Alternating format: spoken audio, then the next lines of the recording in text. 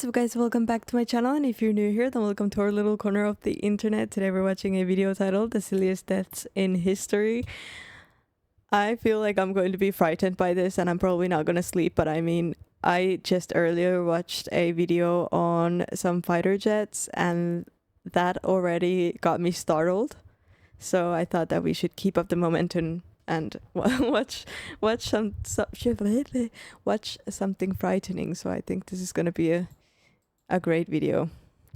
Let's see what this is about. The Silliest Deaths in History.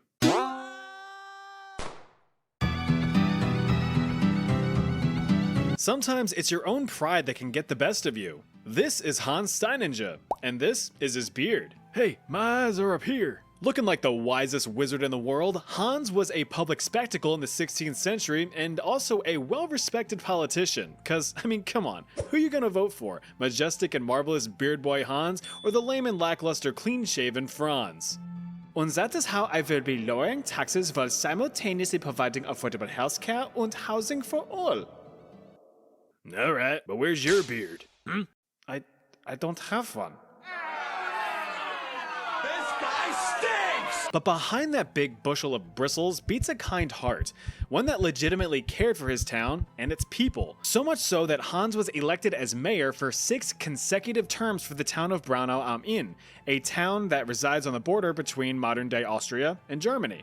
It's also the birthplace of another famous facial hair haver, albeit far less loved by history, but that's another story.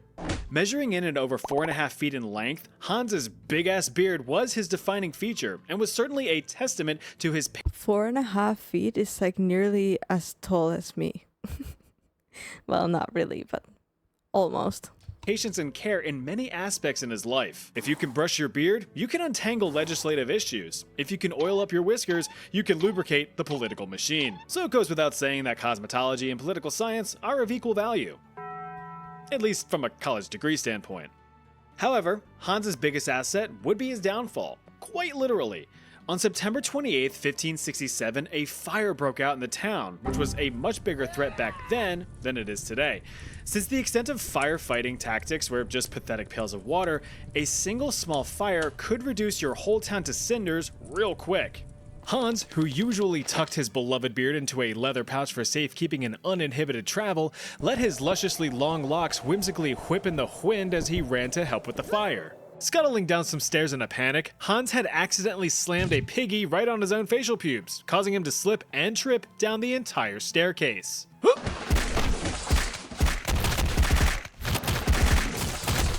He snapped his neck, and the town was devastated.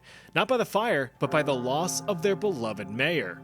I thought that like he was going to like burn or something because of the beard.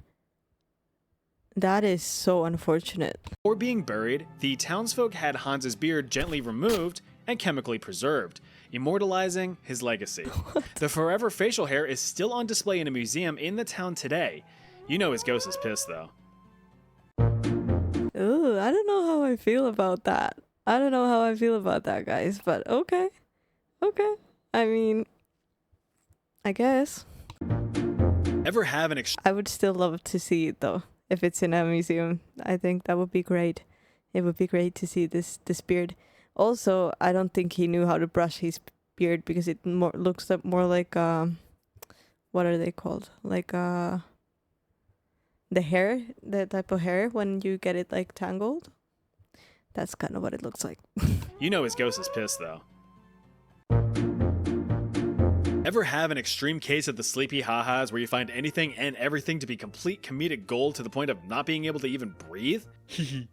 Now try to imagine this soggy scoop of Cheerios doing that. This is Chrysippus, a rather influential Greek Stoic philosopher in the 3rd century BC. In case you don't peruse that corner of YouTube, Stoicism is the philosophy that you only ever need to focus on what you can control in your life.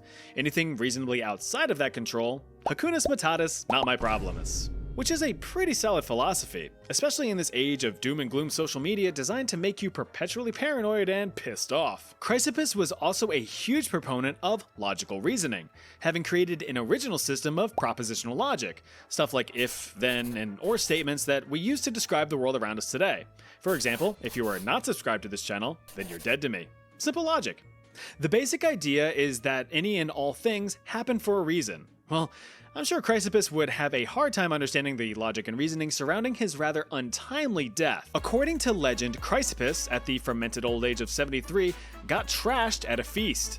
In his slizzard state, he had stumbled upon a donkey who was munching on some figs. Registering at least a 6.9 on the ancient Greek comedy scale, the masticating mule was a hilarious sight to behold, prompting Chrysippus to exclaim, quote, "Now give the donkey some pure wine to wash down the figs." This added punchline sent the Lord of Logic over the edge.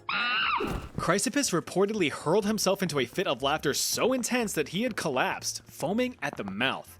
Despite some nearby partygoers attempting to help him, he had knocked himself dead with his own joke. But the question is, can you actually die from laughter?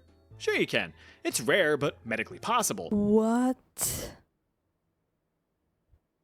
It says signs of a ruptured brain aneurysm include severe sudden headache, vomiting, double vision, seizure, sensitivity to light, confusion. What? No, I'm never.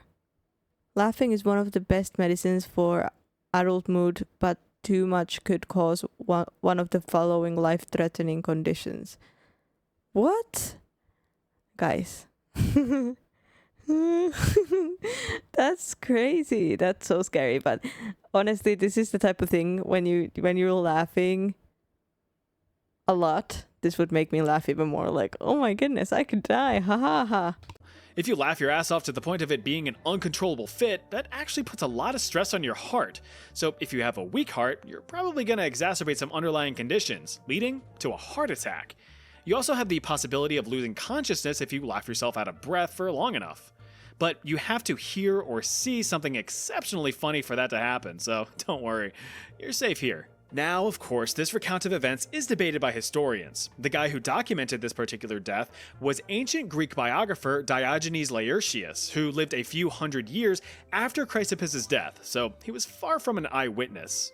Diogenes nuts! On top of that, he also wrote an alternative, more mundane account of the comical death, simply writing that Chrysippus died of alcohol poisoning after drinking too much undiluted wine, but I guess he needed to spice some things up for his readers.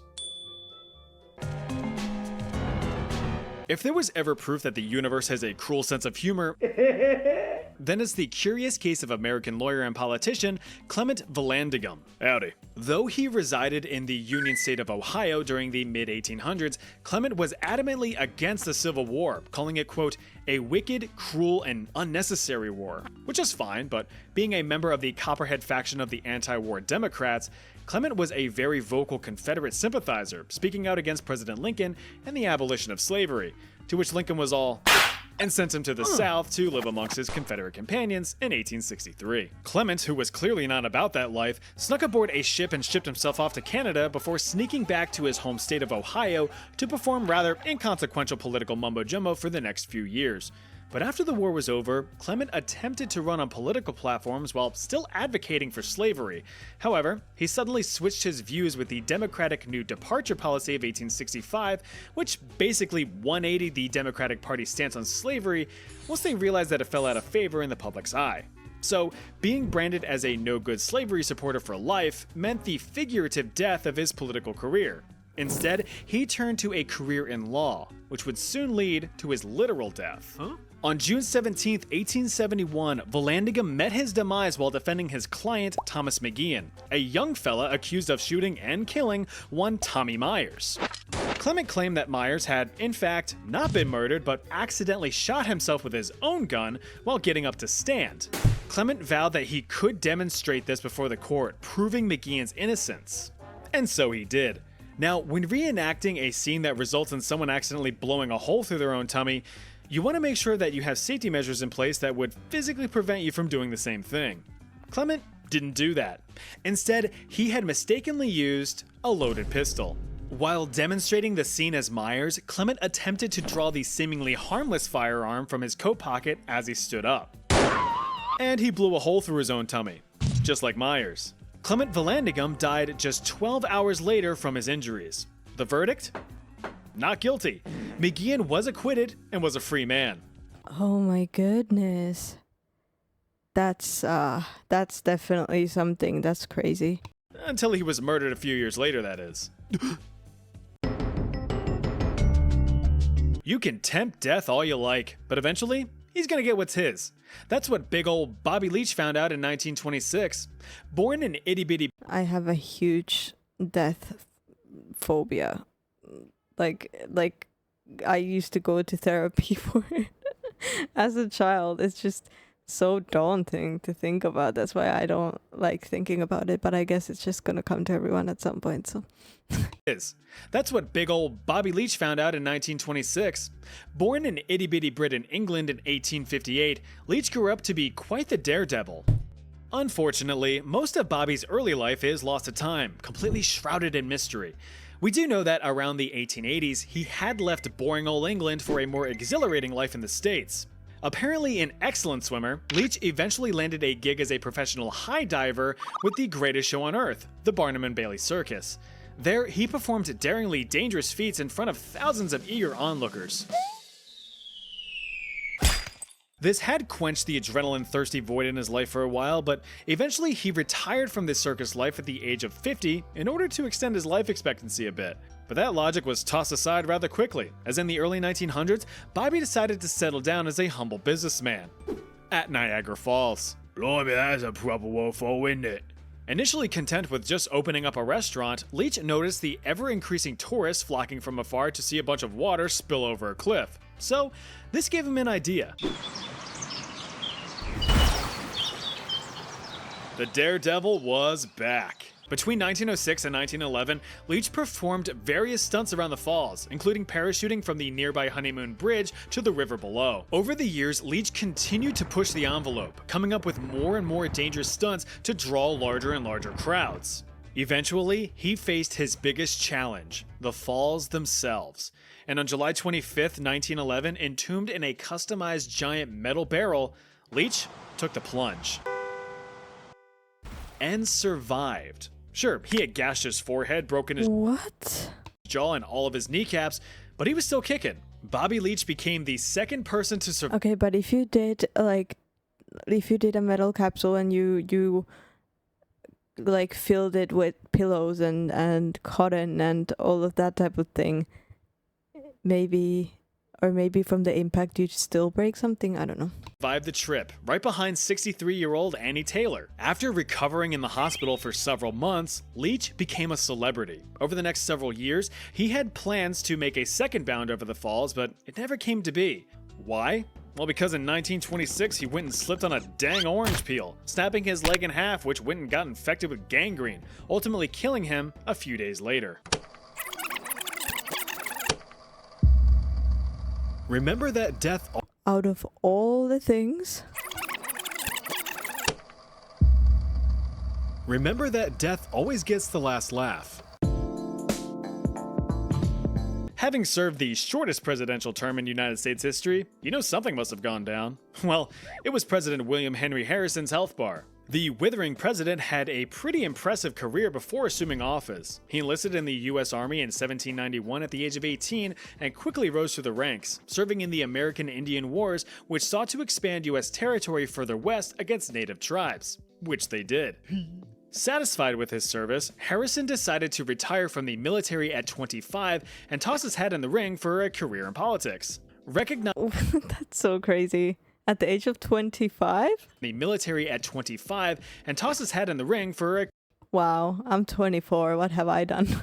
...career in politics. Recognized for his leadership skills on the battlefield, then President Guy John Adams gave Harrison control over the territory of Indiana as governor, with the goal of expanding that territory for statehood eligibility. One consequence of this territorial expansion was the Battle of Tippecanoe in 1811, which only further displaced natives from the area in order to allow more settlers to, well, settle. This success cemented Harrison's legacy as Indiana would eventually become its own state in 1816. But leading military campaigns from afar, that's boring as shit. Harrison missed being in the middle of the action, so he came out from his military retirement to fight in the War of 1812, serving as a major general for the US Army against the smelly redcoats, who weren't too happy seeing the US's throbbing expansion. A bunch of people died, and the war ended in pretty much a stalemate. But the outcome solidified the US as a world power, being able to at least defend itself from a foreign power. This really boosted national morale and pride, and with no restrictions put in place, the US just kept on manifesting that destiny in the coming years. Now back in a time of peace and having successfully satisfied his war boner, Harrison fell back into politics, serving in the House of Representatives, the Senate, and eventually running for president. His opponent was 8th President Martin Van Buren, whose first term experienced an economic depression with the Panic of 1837. Of course, Van Buren was given the blame for the economic downturn, even though it began over a month before he was even in office. The economy stagnated, unemployment rose, and the people were properly pissed. So it's no surprise that when seeking re-election, it was now Harrison who would be the favorite to win. Aww. Harrison won in a landslide, 234 electoral votes to Van Buren's 60, but that wouldn't matter in about a month. Elected in 1841 at the age of 68, Harrison was getting on in his years. Either a stubborn old goat or a complete idiot, he had the habit of being extremely underprepared for the weather. For example, he delivered his inaugural speech in the bitter cold and rain for 2 hours straight, with no overcoat or weather-appropriate clothes. Connected with the subject is the character of the currency. The idea of making it exclusively metallic, however well intended, appears to me to be fraught with... Oh, this is gonna suck. Harrison continued to endure exposure to the elements over the next few weeks, eventually contracting a deadly case of pneumonia. Despite his doctors jacking him to the tits with drugs and relying on good old-fashioned bloodletting, Harrison died on April 4th, 1841, exactly 1 month after being elected. When you were a kid, did you ever try jumping off of a sofa using a blanket as a makeshift parachute, but you failed to calculate if the blanket had the proper coefficient of drag necessary to minimize your acceleration due to gravity, leaving you crashing to the floor in a possible concussion? Just me?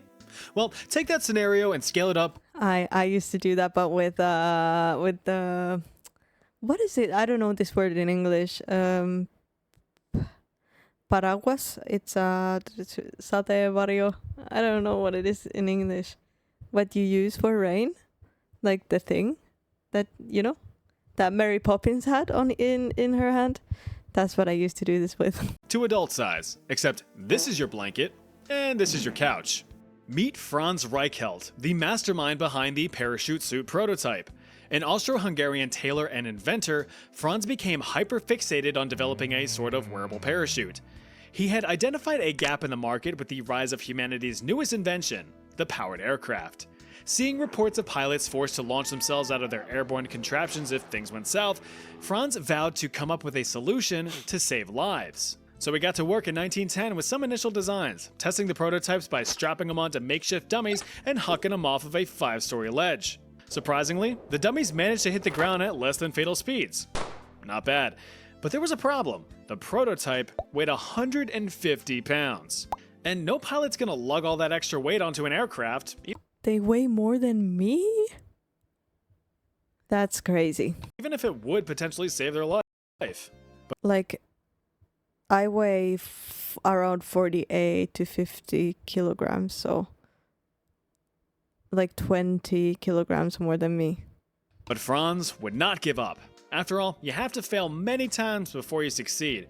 But it did help that there was also some monetary encouragement. Turns out that France's Aeronautic Club held a parachute-esque design competition which offered a cash prize to the tune of 10,000 francs. Considering that the average wage of an unskilled French laborer at the time was only a few francs a day, that prize was nothing to sneeze at. Over the next year, Reichelt was unable to replicate his initial success with any of the lighter redesigns. But to his logic, it wasn't a design problem, it was a height problem. Anyone who has even taken a basic physics course knows that this is a bad idea. You fall exponentially faster the longer you're airborne thanks to acceleration due to gravity. But what's a bunch of stupid science shit gonna do to stop an avid inventor from fulfilling his dream and lining his pockets? Nothing. But the pavement will. But Franz, determined to test his designs from a higher height, pleaded with the Parisian prefecture of police to allow him to run an experiment from the Eiffel Tower. This is kind of sad though, because he wanted to save lives. Despite numerous rejections, they eventually gave in. On the bitter cold morning of February 4th, 1912, and to the surprise of everyone, Franz arrived on site in his dumpy-looking parachute suit. Now, the police only gave Franz permission to perform this stunt on the grounds that dummies would be used, not that he would be doing the jumping himself. This guy was so confident in his invention, boasting to news journalists of how successful it was gonna be. But apparently the police didn't feel like stopping him, so after a bunch of preparations, Reichelt made the leap, but his parachute suit failed to properly deploy, so the poor fella plummeted 187 feet to his death, achieving nothing but a Franz-shaped dent in the cement. And so ends another silly video. I'm going to be making a part 2 to this sometime soon, so subscribe to see that in the near future. In the meantime, I think you're going to like this video here. Go watch it. I'll see you over there. Nah, that last one was so sad.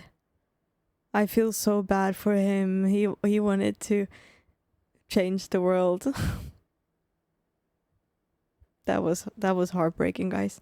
Either way, thank you so much for joining me for this video. I really hope you liked it. Please do a like, subscribe, and I'll see you guys in the next video. Bye!